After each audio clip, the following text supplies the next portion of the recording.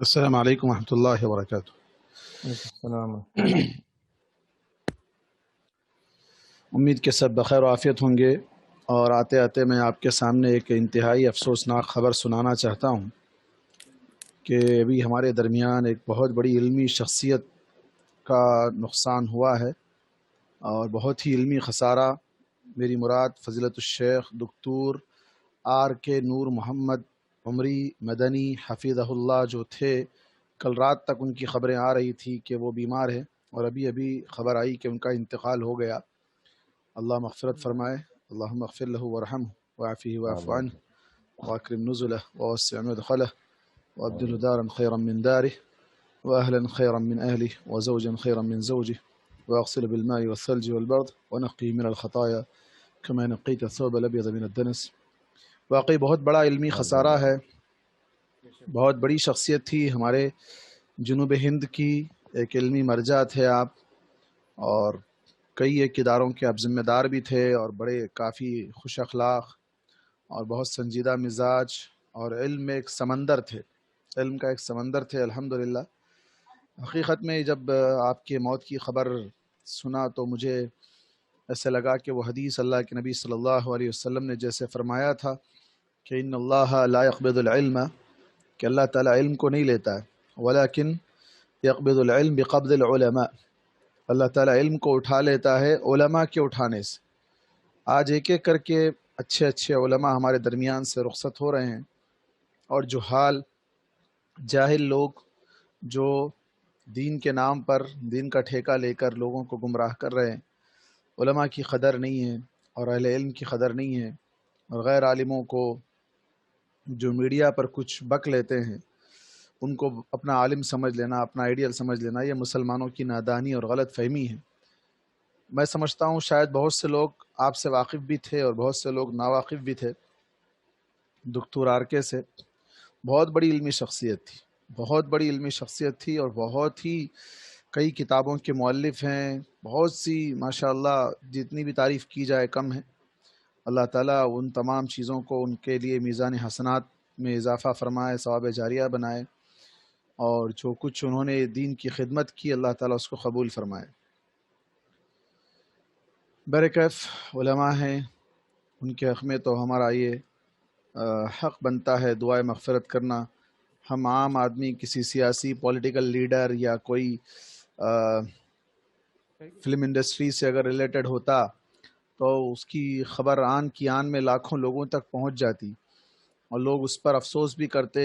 بعض لوگ تو اسے جنت کی سرٹیفکیٹ دینے کا دعویٰ کرتے، جیسے چند سال بلکہ گزشتہ سال پہلے عرفان خان جو ایک فلم ایکٹر تھا مر گیا، وہ خود اس نے کہا تھا میں مسلمان نہیں ہوں، لیکن ہمارے مسلمان اس کے مرنے کے بعد نماز جنازہ پڑھنا اور اس کے حق میں مغفرت کی دعائیں کرنا جیسے کہ اب اس کو جنت پہنچا کے ہی چھوڑیں گے۔ یہ ہمارے مسلمانوں کی حالت ہے۔ اللہ ہدایت دے مسلمانوں کو اہل علم سے جڑنے اور اہل علم کا مقام جاننے کی توفیق عطا فرمائے۔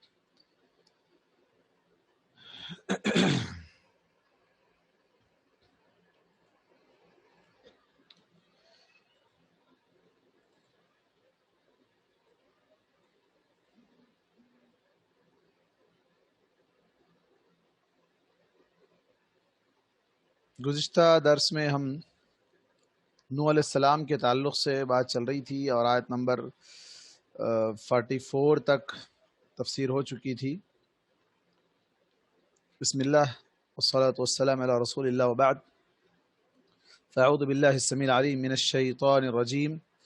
ونادى نوح ربه فقال رب إن ابني من أهلي وإن وعدك الحق وأنت أحكم الحاكمين قال يا نوح إنه ليس من أهلك إنه عمل غير صالح فلا تسألني ما ليس لك به علم إني أعظك أن تكون من الجاهلين قال رب إني أعوذ بك أن أسألك ما ليس لي به علم وإلا تغفر لي وترحمني أكن من الخاسرين قيل يا نوح اهبط بسلام منا وبركات عليك وعلى ممن معك وأمم سنمتعهم ثم يمسهم منا عذاب أليم تلك من أنباء الغيب نوحيها إليك ما كنت تعلمها أنت ولا قومك من قبل هذا فاصبر إن العاقبة للمتقين۔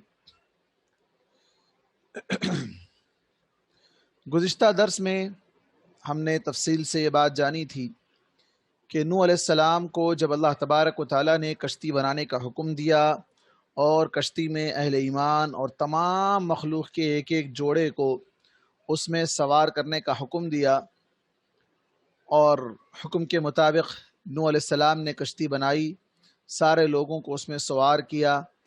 ان کی بیوی جو ایمان والی نہیں تھی، جس کی قسمت میں ایمان نہیں تھا، اور دوسرا ان کا بیٹا کنعان وہ بھی مومن نہیں تھا، اس کی ماں اور وہ دونوں مومن نہیں تھے، اور یہ دونوں اپنے آپ کو اللہ کے عذاب سے بچا نہ پائے۔ نوح علیہ السلام کو بیٹے سے بڑا لگاؤ تھا، چاہتے تھے کہ بیٹا ایمان لا لے اور وہ بھی کشتی میں سوار ہو جائے، اور انہوں نے بیٹے کو آواز بھی دی اور کہا بیٹے ایمان لیا اور ہمارے ساتھ شامل ہو جا۔ اس نے کہا کہ نہیں، میں پہاڑ پر چڑھ کر پناہ لے لوں گا، وہاں مجھے پناہ مل جائے گی۔ اور وہ پانی سے بچنے کے جو ظاہری اسباب تھے اس کو اختیار کرتے ہوئے اس نے سمجھا کہ وہ شاید اس کو بچا پائیں گے، حالانکہ اللہ کا عذاب ایسا تھا کہ پورے پہاڑ، بڑے بڑے اونچے سے اونچے پہاڑ تک پانی میں ڈوب گئے تھے۔ لگاتار پانی جو اوپر سے اور نیچے سے دونوں طرف سے آ رہا تھا، اور یہاں تک کہ آخر میں جو آیت ابھی اس سے قبل کے درس میں گزری ہے کہ اللہ تعالیٰ نے زمین کو حکم دیا پانی کو وہ روک لے، نگل لے، اور آسمان پانی کو روک دے، تو پانی جب اندر چلا گیا اور پہاڑ نظر آنے لگے تو اس وقت اللہ تعالیٰ نے کشتی کو حکم دیا کہ وہ ٹھہر جائے، اور نوح علیہ السلام کو حکم دیا گیا کہ اب وہ اپنے اہل ایمان کو لے کر اتر جائیں۔ جب نوح علیہ السلام نے اپنے بیٹے کو بچانے کی فکر کی، وہ بچ نہیں پایا، تو اللہ سے دعا کی۔ کیا کہا انہوں نے؟ کہا نوح نے اپنے رب کو پکارا، نوح نے اپنے رب کو پکارا، یعنی دعا کرتے ہوئے، اے رب یقیناً میرا بیٹا میرے گھر والوں میں سے، ظاہری چیز ہے بیٹا گھر میں پیدا ہوا تو گھر والوں میں کا ہے، لیکن اللہ کے پاس گھر سے کیا مراد ہے؟ نبی کا گھرانہ اہل ایمان کا گھرانہ ہے۔ نبی کے گھر میں پیدا ہو کر بھی اگر وہ مومن نہیں ہے تو نبی کے گھرانے سے اس کا کوئی تعلق نہیں ہے۔ تو یہاں کہا گیا، نوح علیہ السلام نے کہا ان ابنی من اہلی، میرا بیٹا میرے گھر کا ہے، وَإِنَّ وَعْدَكَ الْحَقُّ، اور اللہ تیرا وعدہ سچا ہے، یعنی تو نے وعدہ کیا تھا کہ تو میرے گھر والوں کو بچائے گا، وَأَنْتَ أَحْكَمُ الْحَاكِمِينَ، اور تو سب سے بڑا حاکم ہے۔ نوح علیہ السلام اپنے طور پر بطور بشر کے، انسان ہونے کے ناطے، بیٹے کو ڈوبنے سے بچانے اور جہنم کی آگ سے بچانے کے لیے اللہ سے دعا مانگی۔ اللہ نے آپ کو روک دیا۔ آگے اللہ نے کہا قال یا نوح انہ لیس من اہلک، اللہ نے کہا اے نوح وہ تمہارے گھر والوں میں سے نہیں ہے، آپ کے گھرانے سے اس کا تعلق نہیں ہے۔ کیوں؟ انہ عمل غیر صالح، اس لیے کہ اس کا عمل غیر صالح، غیر صالح اچھا نہیں ہے، صالح اچھا، غیر صالح اچھا نہیں ہے۔ قرآن مجید میں آپ دیکھیں اللہ تبارک و تعالیٰ نے اہل ایمان کے جہاں جہاں بھی اللہ نے تذکرہ کیا اہل ایمان کا، وہاں پر عمل صالح کا تذکرہ کیا۔ ان الذین آمنوا وعملوا الصالحات، وعملوا الصالحات، نیک عمل کرنے والے، صالح عمل صالح، تو عمل صالح ضروری ہے۔ عمل صالح ہو تو ہی انسان اپنے آپ کو دنیاوی عذابات سے بچا پائے گا، دنیاوی مصیبتوں سے بچا پائے گا۔ کہا انہ عمل غیر صالح، وہ اللہ نے کیا کہا؟ اس کا عمل نہیں کہا، بلکہ وہ خود ایک ایسا عمل کرنے والا ہے کہ جس کا عمل اچھا نہیں ہے۔ فلا تسألنی ما لیس لک بہ علم، جس بات کا آپ کو علم نہ ہو اس کے بارے میں سوال مت کریے، سوال مت کریے، مت پوچھئے اس بارے میں۔ کیا سوال؟ کہ وہ گھر والوں میں سے ہے یا نہیں ہے، یہ سوال آپ مت پوچھیے، آپ کو علم نہیں ہے۔ علم کس بات کا؟ کہ عمل صالح ہوگا تو وہ نبی کے گھرانے سے ہوگا، عمل صالح نہیں ہوگا تو وہ نبی کے گھرانے سے اس کا تعلق نہیں ہوگا۔ انی اعیدک، اللہ تعالیٰ کہتا ہے میں تمہیں نصیحت کرتا ہوں، ان تکون من الجاہلین، کہ آپ نادانوں میں سے نہ ہو جاؤ۔ نادانی والی باتیں ہیں یہ، ایسی باتیں مت کرو۔ فوراً نوح علیہ السلام نے اللہ سے کہا قال رب انی اعوذ بک، اے پروردگار میں تیری پناہ میں آتا ہوں اس سوال سے یا اس سوال سے جو میں تجھ سے کر رہا ہوں، جس کا مجھے علم نہیں ہے، جس کا مجھے علم نہیں ہے۔ وَإِلَّا تَغْفِرْ لِي، اور اگر تو نے مجھے نہ بخشا، وَتَرْحَمْنِي، اور تو مجھ پر رحم نہ کیا، اکم من الخاسرین، تو پھر میں نقصان اٹھانے والوں میں سے ہو جاؤں گا، خسارہ اٹھانے والوں میں سے ہو جاؤں گا۔ ان 3 آیتوں پر آپ تھوڑا غور کر کے دیکھیں۔ نوح علیہ السلام نبی ہے، 950 سال تک تقریباً دعوت کا کام کر رہے ہیں، لیکن نبی ہونے کے باوجود اپنے بیٹے کو بچا نہیں پا رہے۔ یہاں پر لوگ کیا کیا گناہ کرتے ہیں، شرک کرتے ہیں، اور بس ایک کیا کہتے ہیں، ایک اندھا عقیدہ یا ایک ایسا ڈھکوسلا جس کے بارے میں لوگوں نے سمجھ رکھا ہے کہ فلاں کی رسی پکڑ لو تو کامیاب، فلاں کا سلسلے میں جڑ جاؤ تو کامیاب، 4 سلسلے ہیں، 5 سلسلے ہیں، نہ جانے اور کتنے ایسے اس طرح کے سلسلے ہیں۔ تو یہ وہ لوگ ہیں جو یہ ان آیتوں کو، قرآن کو نہیں جانتے یا قرآن کو بدلنا چاہتے ہیں، خود بدلتے نہیں، قرآن کو بدلنا چاہتے ہیں۔ یہی بات آپ دیگر کئی انبیاء میں دیکھیں گے۔ ابراہیم علیہ السلام کو آپ دیکھیں، ابراہیم علیہ السلام نے اپنے باپ کے حق میں جب دعا کی تو وہاں ان کو بھی روک دیا گیا۔ ابراہیم علیہ السلام کو اللہ تبارک و تعالیٰ نے ان سے بھی کہا کہ نہیں، یہ آپ اس کے حق میں دعا نہیں کر سکتے، اس لیے کہ وہ پہلے سے جہنمی ہیں۔ تو ابراہیم علیہ السلام نے اللہ سے اس کے بارے میں برات کا اظہار کر دیا اور کہا کہ اللہ میں اس کے بارے میں برات کرتا ہوں۔ باپ کو نہیں بچا پائے، یہاں بیٹے کو نہیں بچا پائے، اور اللہ کے نبی صلی اللہ علیہ وسلم اپنے چچا ابو طالب، آپ کی ہمیشہ خیر خواہی کرنے والے، آپ کو دشمنوں سے نجات دلانے والے، دعوت اسلام کے کام میں آپ ایک بہترین مددگار، اور اس کے باوجود ایمان کی توفیق نہیں ملی۔ یقین جانیے آپ لوگ کہ آج انسان کے پاس اگر دولت ہے تو دولت ختم ہو جائے گی، خوبصورتی ہے تو خوبصورتی ختم ہو جائے گی، صحت ہے، طاقت ہے جسم میں، یہ ختم ہو جائے گی، لیکن جو چیز ہمیشہ باقی رہنے والی چیز ہے وہ ایمان ہے، توحید کی امانت ہے، توحید کی توفیق ہے۔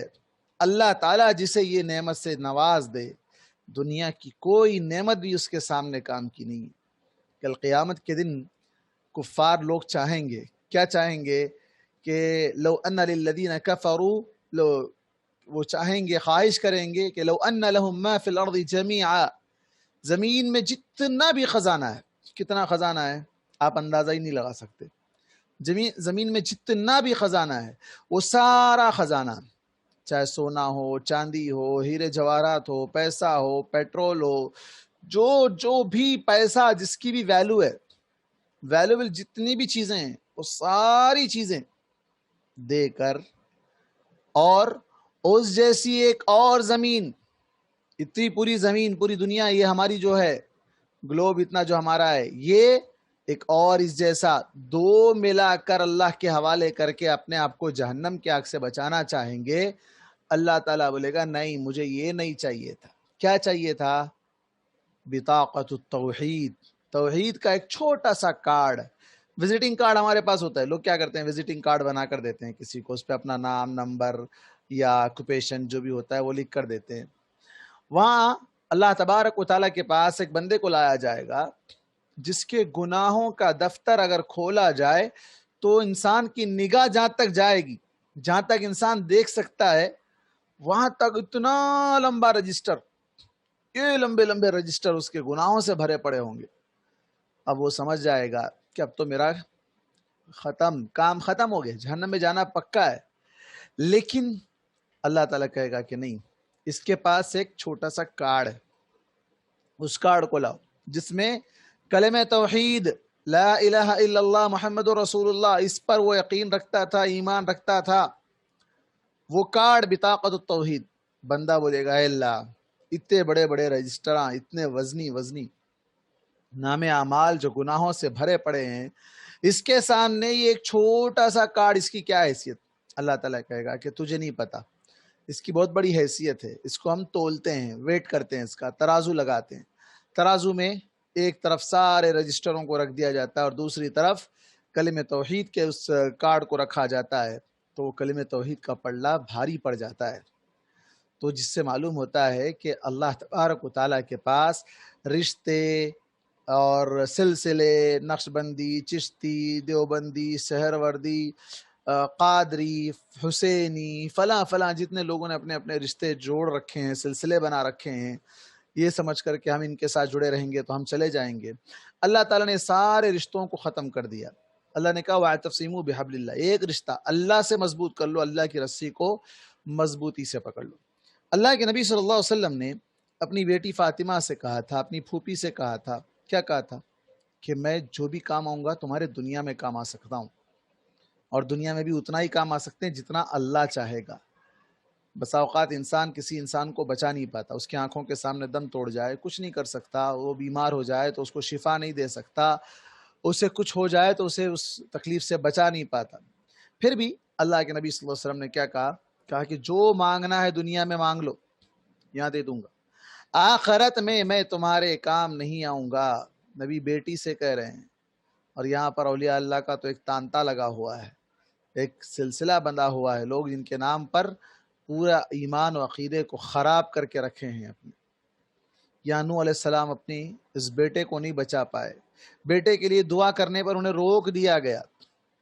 اللہ کے نبی صلی اللہ علیہ وسلم سے بھی پوچھا گیا تھا، ایک شخص نے آ کر کہا تھا اللہ کے رسول میرے والد کہاں ہیں؟ تو کہا تیرے اور میرے دونوں کے والد جہنم میں، تیرے اور اس کو یہ احساس نہ ہو کہ کہیں یہ نہ سمجھ لے کہ صرف اس کے والد جہنم میں، کہا میرے بھی والد جہنم میں، تیرے بھی والد جہنم میں۔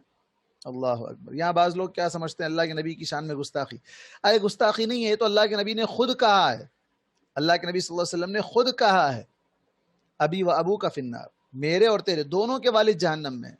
کیوں؟ اس لیے کہ وہ توحید پر نہیں تھے، چچا کو نہیں بچا پائے، چچا سے آخر وقت تک کہتے رہے۔ اللہ نے کہا انک لا تہدی من احببت، آپ جس کو چاہے راہ راست پر نہیں لا سکتے، آپ کا کام صرف گائیڈ کرنا ہے، لیکن منزل تک پہنچانا آپ کا کام نہیں ہے۔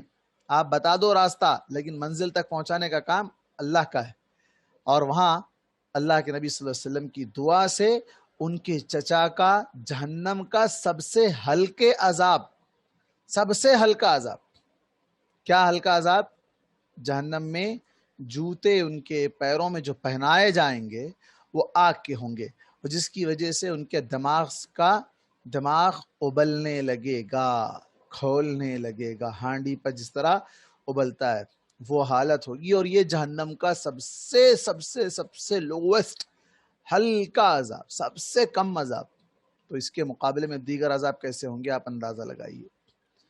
اللہ کے نبی ان کو جہنم میں جانے سے بچا نہیں پائے، جہنم میں عذاب میں تخفیف تو ہو سکی، وہ کیوں ہوئی؟ اللہ کے نبی کی دعا سے نہیں ہوئی، دعا کے ساتھ ساتھ اللہ تعالیٰ نے ان کے اس عمل کو جو ابو طالب نے اللہ کے نبی صلی اللہ علیہ وسلم کی ہمدردی میں، اسلام کی مدد میں انہوں نے تعاون کیا تھا، اسلام قبول نہیں کرے تھے اس وجہ سے۔ اور دوسری بات جو ان 3 آیات میں ہمیں ملتی ہے کہ ایمان کے ساتھ ساتھ عمل صالح بھی ضروری ہے، ایمان کے ساتھ ساتھ عمل صالح بھی ضروری ہے۔ عمل کیوں کرنا چاہیے؟ دیکھیے عمل، انسان کو اللہ تبارک و تعالیٰ نے دنیا میں بھیجا ہی عمل کے لیے، وما خلقت الجن والانس الا لیعبدون، میں نے جن اور انسانوں کو میری عبادت کے لیے پیدا کیا، عبادت کے لیے اللہ نے پیدا کیا۔ ایک اور حدیث آتی ہے اس سلسلے میں، تو ہمیں ان دونوں کو تھوڑا سمجھنا چاہیے کہ اللہ تعالیٰ ایک طرف تو ایمان اور عمل صالح کا تذکرہ بار بار کر رہا ہے، اور بما کسبوا، अमाल के हिसाब ही से अल्लाह ताला जन्नत और जहन्नम का फैसला कर रहा है, लेकिन अमल के साथ साथ एक बहुत बड़ी चीज है और वो है अल्लाह की रहमत।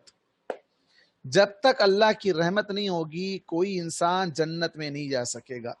एक इंसान को लाया जाएगा जिसके बड़े बड़े अमाल होंगे, नेक अमाल होंगे, अल्लाह ताला उससे कहेगा कि इसको मेरी रहमत से जन्नत में डाल दो, तो वो अल्लाह ताला पर एतराज़ करेगा बंदा, और वो बंदा कहेगा कि नहीं, मेरे पास तो इतने बड़े बड़े अमाल है, मुझे अल्लाह तेरी रहमत की क्या ज़रूरत है।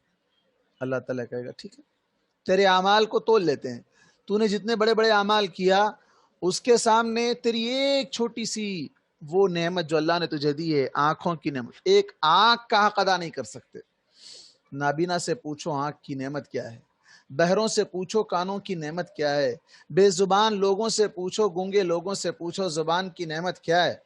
हर नेमत जो आपके पास है उससे आदमी से पूछो जिसके पास वो नेमत नहीं है, या आपके पास कोई नेमत नहीं है तो उस नेमत की आप कदर जानते हैं जो दूसरों के पास है। औलाद नहीं है तो आप औलाद की कदर जानते हैं। तो ये बहुत सी चीज़ें हैं।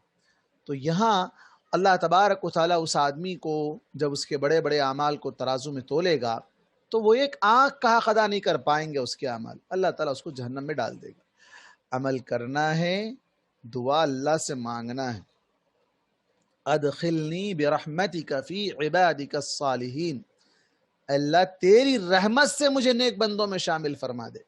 तेरी रहमत, रहमत भी ज़रूरी है। इसीलिए देखिए इस आयत के आखिर में, 3 आयतों के आखिर में नूह अलैहिस्सलाम ने क्या कहा, व इल्ला तगफिरली, अल्लाह अगर तू मुझे बख्श न दे, व तरहमनी, और मुझ पर अगर रहम न करे, अकुम मिनल खासिरीन, तो फिर मैं नुकसान उठाने वालों में से हो जाऊंगा। बात वाज़ेह है कि अल्लाह की रहमत ज़रूरी है। तीसरी बात इन आयात में हमारे लिए जो पॉइंट करने की है, अल्लाह से ऐसे चीज़ों के बारे में सवाल करना जो लायक है। दुआ के सिलसिले में भी क्या कहा गया, दुआ ऐसी होनी चाहिए जिसमें किसी नाजायज़ को जायज़ बनाने की दुआ ना हो, नाजायज़ को जायज़ बनाने की दुआ ना हो, रिश्तों को तोड़ने की दुआ ना हो, और ऐसी बातें जो अल्लाह को नापसंद हो ऐसी बातों की दुआ ना हो। अब शराब हराम है, कोई बंदा कहे अल्लाह शराब हलाल कर दे, ये कैसे हो सकता है? नहीं हो सकता है। तो इसी तरह दुआ कैसी होनी चाहिए, रिश्तों को तोड़ने वाली, अल्लाह मुझे फलां से रिश्ता तोड़ा दे, नहीं, रिश्तों को जोड़ने की दुआ करने का हुक्म दिया गया। और ऐसी हरकत इंसान को नादान बना देती है। और अगर कोई गलती हो जाए, चौथी बात, अगर कोई गलती हो जाए, इल्म नहीं था, बाद में पता चला, फौरन रुजू करना, जैसा नूह अलैहिस्सलाम करे यहाँ पर, फौरन इन्नी अऊज़ु बिका, अल्लाह माफ़ी मांगता हूँ, पनाह मांगता हूँ मैं तेरी, मुझसे गलती हो गई, फौरन। क्यों? क्योंकि इंसान का यही तरीक़ा है। जो माफ़ी नहीं मांगते हैं डट जाते हैं, हाँ मैं क्यों माफ़ी मांगूँ, मैं बड़ा, मैं फलां, मैं ये, मैं वो। तो ये कौन है? इब्लीस। इब्लीस ने क्या कहा था? इब्लीस ने कहा था मैं आग से बनाया गया हूँ और इस आदम को मिट्टी से पैदा करे, मैं क्यों झुकूं इसके सामने, नहीं, मैं नहीं सजदा करता। तो आज बहुत से लोग ऐसे भी होते हैं, लेकिन यहाँ हमें नबियों के तरीक़े से मालूम होता है कि हमें फ़ौरन रुजू करना चाहिए और हमेशा अल्लाह की जनाब में मग़फ़िरत तलब करना और रहमत का सवाल करते रहना चाहिए। उसके बाद क़ील या नूह उहबित बिसलाम मिन्ना, कहा गया ऐ नूह अब आप हमारी जानिब से अहबित उतर जाओ। कहाँ उतरो? कश्ती के नीचे से उतरो। बिसलाम मिन्ना, सलामती की जानिब से, हमारी तरफ से सलामती। अब अजाब ख़त्म हो गया, पानी अंदर चला गया, अब आप पीसफुल्ली कश्ती से उतर कर बाहर आओ। व बरकातिन अलैका, आप पर, व अला उममिन मिम्मन मअक, और आपके साथ जो मोमिनीन हैं, जो लोग आपके साथ, ईमान वाले लोग आपके साथ हैं, उन तमाम पर हमारी तरफ से बरकतें नाजिल हो। और व उममुन सनुमत्तिउहुम, ان میں سے کچھ کی نسل سے پیدا ہونے والی جماعتوں پر، سنمتعہم زندگی ہم دیں گے. اب جو لوگ آپ کے ساتھ ہیں ان میں سے بعض لوگوں کی نسلیں پھیلے گی. یہاں پر مفسرین لکھتے ہیں کہ کشتی میں جتنے لوگ سوار تھے، جیسے بعض نے کہا 83 لوگ تھے، بعض نے کہا نہیں 18 تھے، 8 تھے، اللہ بہتر جانے. جو بھی تعداد تھی، تعداد سے ہمیں مطلب نہیں ہے، ایمان سے اصل مطلب ہے. تو وہ جتنے بھی ہوں گے ان کی نسلیں نہیں پیدا ہوگی.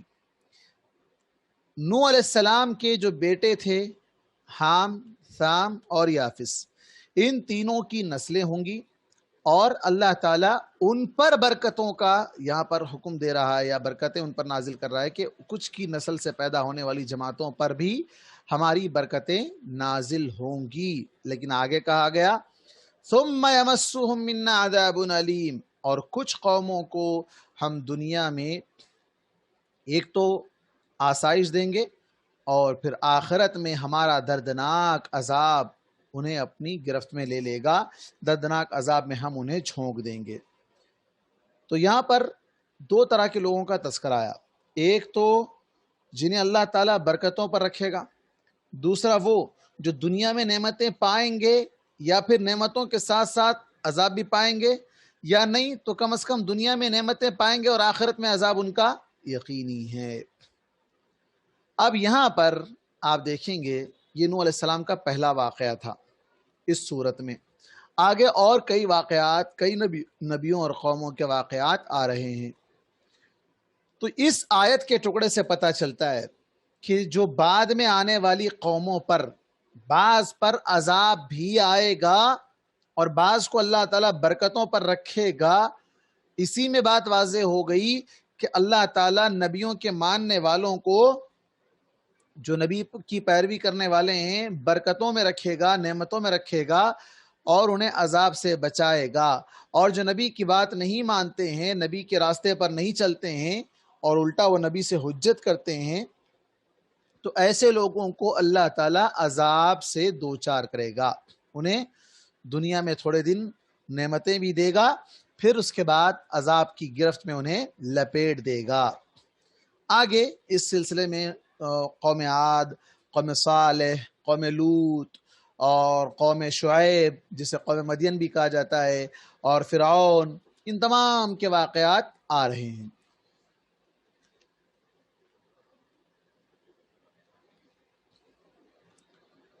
یہاں کا تِلْکَ مِنْ أَنْبَاءِ الْغَيْبِ نُوحِیہا اِلَیْکَ، اللہ کے نبی محمد صلی اللہ علیہ وسلم کی طرف خطاب کر کے کہا گیا یہ وہ خبریں ہیں غیب کی جو ہم آپ کی طرف وحی کرتے ہیں. غیب کی بات تھی اب تک، اب ہم آپ کو وحی کے ذریعے سے بتا رہے ہیں. اب یہ غیب نہیں رہا.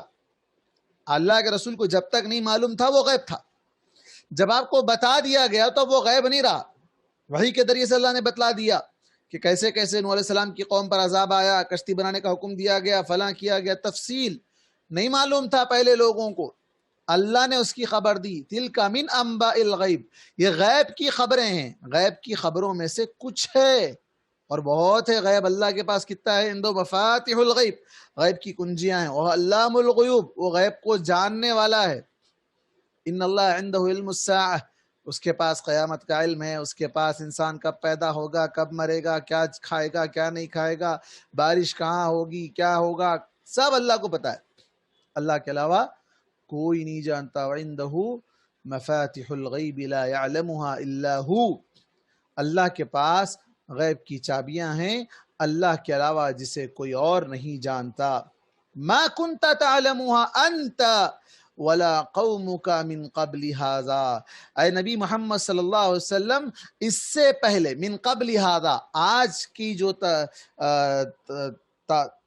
کیا بولتے ہیں اس کو، وحی نازل کی گئی، آج کی اس وحی پر، یعنی جس وقت یہ آیت نازل ہوئی تھی اس سے پہلے تک آپ نہیں جانتے تھے نوح علیہ السلام کی قوم کے ساتھ کیا ہوا. آپ کو پتہ ہی نہیں تھا، اور نہ تو آپ کو پتا تھا نہ تو یہ آپ کی قوم کو پتا تھا، دونوں بھی نہیں جانتے. ہم نے آپ کو بتلایا، ہم نے آپ کو بتایا. کیوں بتلایا؟ کیوں بتلایا یہ غیب کی خبروں میں سے اللہ تبارک و تعالیٰ نے؟ اس لیے تاکہ ایمان والے لوگ اللہ سے ڈرتے ہوئے نبی کی اتباع کرتے ہوئے زندگی گزاریں، اور جو لوگ اللہ پر ایمان نہیں لاتے ہیں، نبی کی بات نہیں مانتے ہیں، انہیں ان لوگوں کا انجام دیکھ کر عبرت حاصل کرنا چاہیے۔ فاصبر، اللہ کے نبی کو تسلی دی جا رہی ہے، یہ لوگ ایمان نہیں لا رہے ہیں تو آپ صبر کیجیے، صبر کیجئے۔ ان العاقبۃ للمتقین، دنیاوی نعمتیں ان کو مل رہی ہے، لیکن حقیقت میں بہتر انجام متقیوں کا ہے، اچھا ٹھکانہ متقیوں کا ہے۔ اب دنیاوی نعمتیں اگر ان کو مل رہی ہے تو یہ تو اللہ کا وعدہ ہے، اللہ تعالیٰ نے خود کہا ہے کہ دنیاوی نعمتیں ہم ان کو دیں گے، پھر اس کے بعد دردناک عذاب میں ہم انہیں گرفتار کر لیں گے۔ تو آپ صبر سے کام لیجئے۔ اللہ کے نبی صلی اللہ علیہ وسلم بے چین رہا کرتے تھے، لوگ ایمان نہیں لاتے تو آپ کی حرص تھی کہ سارے لوگ ایمان لے آئیں۔ اللہ کے نبی صلی اللہ علیہ وسلم نے بسا اوقات اپنے آپ کو ہلاک کرنے کا بھی سوچ لیا، کیا بات ہے میرے دعوت دینے کا طریقہ غلط ہے، کیوں لوگ ایمان نہیں لا رہے ہیں؟ فَلَعَلَّكَ بَاخِعٌ نَفْسَكَ عَلَىٰ آثَارِهِمْ إِن لَّمْ يُؤْمِنُوا بِهَٰذَا الْحَدِيثِ أَسَفًا، یہ ایمان نہیں لا رہے ہیں، اس افسوس میں اللہ کے نبی صلی اللہ علیہ وسلم اپنے آپ کو ہلاک کرنا چاہتے تھے۔ اللہ نے کہا نہیں، ایسی بات نہیں ہے، آپ تو آپ کا کام جاری رکھیے، لست علیہم بمسیطر، آپ ان پر نگران بنا کر نہیں بھیجے گئے۔ فذکر انما انت مذکر، آپ بس نصیحت سے کام لیجئے، نصیحت کرتے رہیے ان لوگوں کو، بس یہی آپ کا کام ہے۔ اور فاصبر کما صبر اولو العزم من الرسل، ایک اور مقام پر اللہ نے کہا آپ ویسا صبر کیجئے جیسے اولو العزم بڑے بڑے نبیوں نے کیا ہے، نوح علیہ السلام نے، ابراہیم علیہ السلام نے، عیسیٰ علیہ السلام نے، موسیٰ علیہ السلام نے، بڑے بڑے نبیوں نے، ویسا صبر کیجئے۔ یعنی اللہ کے نبی کی جو خواہش تھی سارے لوگ ایمان لانا، یہ تو ہو نہیں سکتا، جس کے دل میں اللہ تعالیٰ ایمان کا نور نہ ڈالے، وہ ہدایت پر نہ آئے، تو اس میں اللہ کے نبی کی کوئی غلطی نہیں ہے۔ اللہ کے نبی کی تو خواہش تھی، آپ تو کہا کرتے تھے کہ میری مثال ایسی ہے جیسے کوئی آدمی چراغ جلایا اور اطراف سے چھوٹے چھوٹے کیڑے پتنگے اس میں گرنا چاہتے ہیں اور وہ آدمی اس کو ہٹا رہا ہے تاکہ وہ جل نہ جائیں، بالکل اسی طرح میری مثال ہے، میں تمہیں جہنم سے تمہاری کمروں کو پکڑ پکڑ کر ہٹانا چاہتا ہوں، اور تم لوگ ہو کہ اس کے اندر زبردستی داخل ہو رہے ہو۔ ان العاقبۃ للمتقین، بہتر انجام، اچھا ٹھکانہ متقیوں کا ہے۔ اس پورے واقعے میں اتنا خطرناک عذاب جو دنیا کے اندر یا دنیا کی تاریخ میں کبھی ویسا عذاب نہ اس سے پہلے آیا تھا نہ ہی اس کے بعد آج تک آیا ہے، جہاں ساری دنیا کو ہلاک کر دیا گیا، ساری دنیا پہ رہنے والے تمام انسانوں کو ختم کر دیا گیا، صرف ان لوگوں کو بچایا گیا جو اس کشتی میں تھے، اور کشتی میں آنے بھی ان لوگوں کو پرمیشن دی گئی یا کشتی میں بیٹھنے کا شرف ان لوگوں کو ملا جو ایمان والے تھے۔ اللہ تعالیٰ چاہے تو ساری دنیا کو ختم کر دے ایمان والوں کو بچانے کے لیے۔ یہ دنیا دار لوگ، دنیا کی اس ٹیکنالوجی پر اترانے والے لوگ جو سمجھتے ہیں کہ ہم یہاں پر ہمیشہ رہنے والے ہیں، اور یہ اہل ایمان کو ستانا، ظلم کرنا، انہیں مختلف طریقے سے ٹارچر کرنا، پریشان کرنا، جتنے بھی یہ حربے اپناتے ہیں، اللہ کی لاٹھی میں آواز نہیں ہوتی ہے۔ اللہ تعالیٰ جب آواز لگائے یا عذاب کا کوڑا ان پر مسلط کر دے تو پھر ان کی کوئی بھی ٹیکنالوجی انہیں بچا نہیں پاتی ہے۔ ابھی آپ چند دنوں سے دیکھ رہے ہیں کہ امریکہ میں طوفان چل رہا ہے، اور ادھر جاپان میں زلزلے چل رہے ہیں، اور پوری دنیا میں کورونا کا ابھی پھر ایک نیا بازار گرم کیا جا رہا ہے۔ اللہ بہتر جانتا ہے حقائق کیا ہیں، اللہ المستعان وعلیہ التکلان۔ ابھی جو فضیلت الشیخ دکتور آر کے نور محمد مدنی کی خبر میں نے آپ کو سنائی، ان کے بارے میں بھی یہی خبر ہے کہ انہیں بھی کورونا ہوا تھا۔ اللہ عالم بالصواب، اللہ زیادہ بہتر جانتا ہے کہ کورونا آخر حقیقت میں کتنا ہے، کیا ہے، اللہ ہی اس کی حقیقت سے واقف ہے۔ بہرکیف عذاب بہت خطرناک تھا اس قوم کا، اسی لیے اللہ کے نبی صلی اللہ علیہ وسلم نے کیا کہا تھا، سورت کے آغاز میں ہم نے بتایا تھا کہ سورہ ہود یہ ان صورتوں میں سے ہے جس نے اللہ کے نبی صلی اللہ علیہ وسلم کے بالوں کو سفید کر دیا تھا، یعنی آپ بوڑھے ہو گئے تھے غم سے، پریشانی سے، اور جو خوف اللہ کے نبی صلی اللہ علیہ وسلم کو لگا ہوا تھا امت کا کہ پچھلی امتوں پر اس طرح کے عذاب آتا ہے، اسی لیے اللہ کے نبی صلی اللہ علیہ وسلم خوف کھائے ہوئے تھے. اللہ کے نبی صلی اللہ علیہ وسلم کو تسلی دی گئی کہ نہیں، آپ کی امت کو ایک ساتھ ہلاک نہیں کیا جائے گا. یہ اللہ کے نبی کی دعا کا نتیجہ ہے. ورنہ اگر دیکھا جائے نا تو پچھلی قومیں، جو آپ پوری صورت پڑھنے کے بعد آپ اس کا اندازہ ہوگا کہ جتنے گناہ ان لوگوں میں تھے، ایک ایک قوم میں ایک ایک گناہ اگر آپ نکالیں، ساری قوموں کے گناہ آج ہماری قوم میں پائے جاتے ہیں. ساری قوموں کے گناہ. بس یہ اللہ کا فضل ہے کہ اللہ تبارک و تعالی اللہ کے نبی کی بدولت ہم پر عذاب مسلط نہیں کیا. ورنہ آپ دیکھیں، شرک ہمارے پاس پایا جاتا ہے، جادو ہمارے پاس پایا جاتا ہے، اولاد کا قتل ہمارے پاس پایا جاتا ہے، اور بہت سے ناپ تول میں کمی ہمارے پاس پائی جاتی ہے، زنا پایا جاتا ہے، لواطت پائی جاتی ہے. کتنے گناہ آپ کاؤنٹ کرتے کرتے تھک جائیں گے. اتنے گناہ آج ہماری قوم کے اندر ہے، جبکہ یہ ایک ایک گناہ کی وجہ سے اللہ تعالیٰ پوری قوم کو مٹا دیا تھا، پوری قوم کو.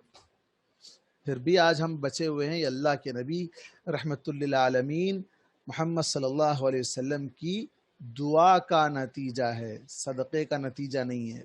یہاں پر لوگ بولتے ہیں اللہ کے نبی کے صدقے تو فیل میں نہیں. اللہ کے نبی نے دعا کی تھی، اس دعا کا نتیجہ ہے کہ میری قوم کو ایک ساتھ ہلاک نہیں کرنا. تو یہاں تک آج کی تفسیر کافی ہے، آیت نمبر 45 سے آیت نمبر 49 تک. اس کے بعد پھر قوم عاد کا تذکرہ ہے، انشاءاللہ ہم آئندہ درس میں پڑھیں گے. یہاں اگر کسی کا کوئی سوال ہو تو وہ سوال کر سکتے ہیں. السلام علیکم. جی وعلیکم السلام. جی میرا سوال اسماء اور صفات کے تعلق سے تھا.